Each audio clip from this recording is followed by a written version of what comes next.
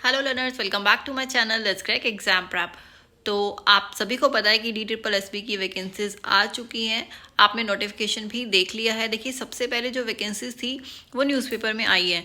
ठीक है, तो हमेशा की तरह जो DSSB है, हमेशा वैकेंसी सबसे पहले न्यूज़पेपर में ही आता है। उसके बाद उसकी ऑफिशियल वेबसाइट पे वैकेंसी का प्रॉपर नोटिफिकेशन आता है। ठीक है, डिटेल जो नोटिफिकेशन है वो अभी तक उन्होंने अपलोड नहीं किया है, बट स्टिल जो उनकी पीजीटी की वैकेंसीज आई थी उसमें जो जितनी भी उनकी लाइक क्राइटेरियाज थे वो ऑलरेडी वही थे जो पहले से ही वो लोग फॉलो करते आ रहे हैं। तो टीजीटी के लिए भी जहाँ तक है चांसेस यही है कि क्राइटेरिया सेम ही रहेंगे।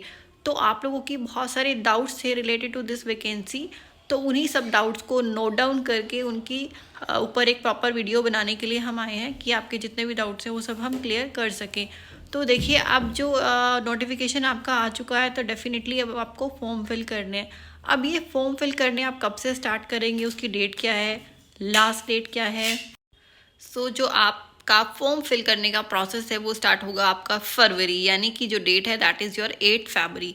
8 फरवरी से फॉर्म फिल करना आप स्टार्ट कर सकते हैं। एंड उसके बाद जो लास्ट डेट रहेगी वो आपकी रहेगी 8 मार्च, यानी कि पूरा 1 महीने का टाइम आपको मिल रहा है यहाँ पे फॉर्म फिल करने के लिए। डेफिनेटली DSSB बहुत ज़्यादा इंतज़ार नहीं कराता है आपके एग्ज़ाम की डेट को अनाउंस करने में।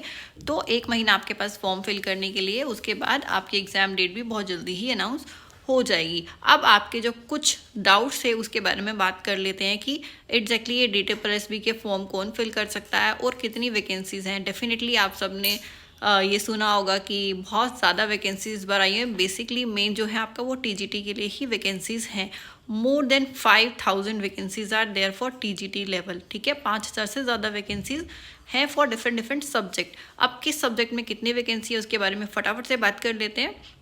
तो देखिए, सबसे पहले आपका है टीजीटी मैथ्स। उसमें आपका मेल एंड फीमेल, मेल के लिए है आपकी 540 vacancies and for female it's 568, 568 vacancies female के लिए हैं टीजीटी मैथ्स की। ठीक है, अब एक जो आपका डाउट है वो ये है कि जब आप फॉर्म फिल करेंगे या फिर जो भी आप नोटिफिकेशन रीड आउट कर रहे हैं उसमें दो चीज़ें लिखी हुई हैं। एक है आपका म्यूनिसिपल काउंसिल, यानी कि ऐसे स्कूल्स, देखिए इसमें कंफ्यूज मत होइए कि ये दोनों में से आपने कौन सा फिल करना है। तो जो म्यूनिसिपल काउंसिल्स के स्कूल होते हैं उनमें कुछ पर्टिकुलर स्कूल्स हैं दिल्ली में आपकी जो वहीं पे फिक्स रहती है। और इसके अलावा जो दूसरा ऑप्शन आपको दिख रहा है डायरेक्टर ऑफ एजुकेशन, उसमें आपको जो स्कूल्स हैं यानी कि आपको इधर से उधर ट्रांसफ़र मिलेगा बट विद इन दिल्ली के अंदर ही होगा। ये वो वाले स्कूल्स होते हैं बस। तो ऐसा कोई कन्फ्यूज़ होने की ज़रूरत नहीं है।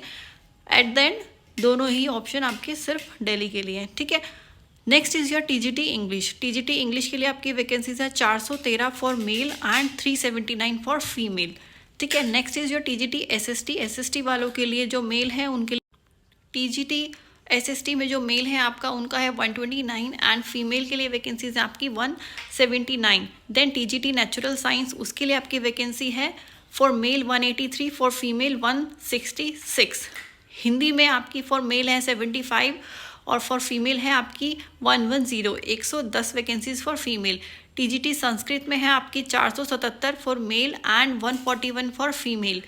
उर्दू में है आपकी 265 for male and 356 for female, 356। Punjabi में भी वैकेंसीज हैं आपकी। फॉर मेल है आपका 248 एंड फॉर फीमेल है आपका 307। एंड देन आपका है ड्राइंग में भी वैकेंसीज हैं आपकी 527 वैकेंसीज हैं आपकी ड्राइंग के लिए। ठीक है, तो ये थी आपकी नंबर ऑफ वैकेंसीज के बारे में बात। अब हम बात करते हैं कि ये DSSB का एग्ज़ाम कैसे होता है। देखिए, 2 घंटे का आपका एग्ज़ाम होता है, 2 पार्ट्स में डिवाइड होता है। First is your common paper. Common paper में आपका 20 मार्क्स के 5 सब्जेक्ट डिवाइड होते हैं। फर्स्ट इज़ योर जीके या फिर करंट अफेयर भी आपसे पूछ सकते हैं। जीएस यानी कि जनरल साइंस के बारे में भी आपसे क्वेश्चन पुट कर सकते हैं। ये तीनों ही पार्ट आपके 20 मार्क्स में आएंगे। देन आपका Hindi 20 marks English 20 maths and 20 reasoning.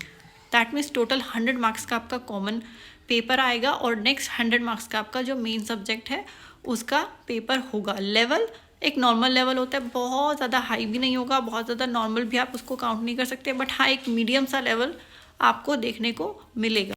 अब बात करते हैं इसकी एलिजिबिलिटी क्राइटेरिया क्या रहेगा।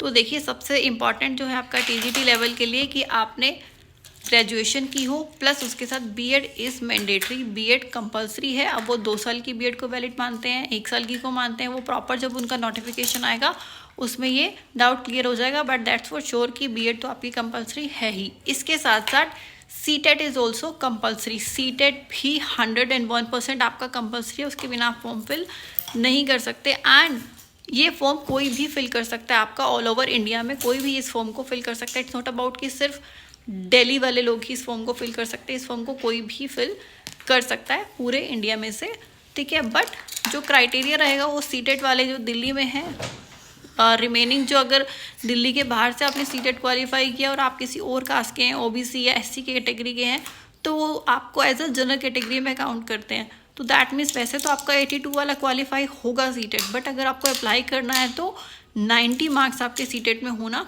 कंपलसरी है, ठीक है।